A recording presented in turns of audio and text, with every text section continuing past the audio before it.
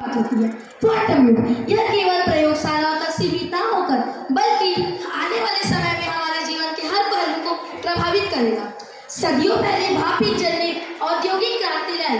20वीं सदी में internet, computer ने डिजिटल क्रांति की शुरुआत की। अब 21वीं सदी में क्वांटम तकनीक हमें तीसरी क्रांति की ओर ले जा रही है।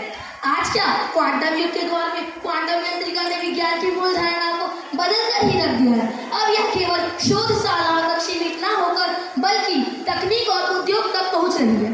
संभावनाएं, ऐसा शक्ति कंप्यूटर जो आज के सुपरफास्ट कंप्यूटर से लाख गुना तेज होगा। ऐसा शक्ति गणना कंप्यूटर जो वह हर मिनटों में निकाल देगा, जिसे आज के कंप्यूटर को निकालने पर हजारों साल लगेंगे। मौसम की भविष्यवाणी, दवा निर्माण, कृत्रिम बुद्धिमत्ता में इसका अमूल्य योगदान होगा।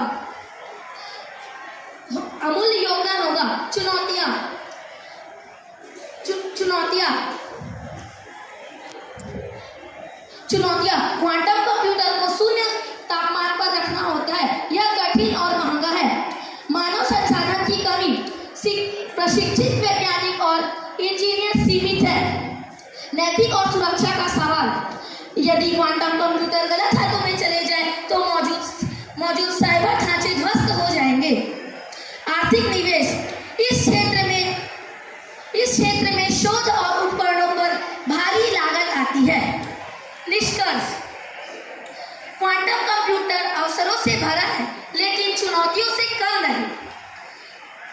हमें शिक्षा, अनुसंधान और नैतिकता तीनों स्तर पर सजग होकर रहना पड़ेगा। तभी हम अकल्पनीय प्रगति भी दे सकता है और गंभीर खतरे भी। इसीलिए हमें शिक्षा, अनुसंधान और नैतिकता तीनों स्तर पर सजग होकर रहना पड़ेगा। यदि मानव इसका सही से उपयोग करे तो यह मानवता के लिए वरदान बनेगा। अर्थात यह संकट का कारण भी बन सकता है। क्वांटम सेंसर, ऐसे उपकरण जो बेहद सटीकता से माप ले सके। चिकित्सा, नेविगेशन और अंतरिक्ष अनुसंधान में इसका उपयोग होगा। जलवायु से लड़ने में क्वांटम कंप्यूटर हमें नई दिशा देगी। इसीलिए आइए संकल्प लेते हैं कि इस युग का शुरुआत हम जिम्मेदारी और दूरदर्शी होकर करेंगे।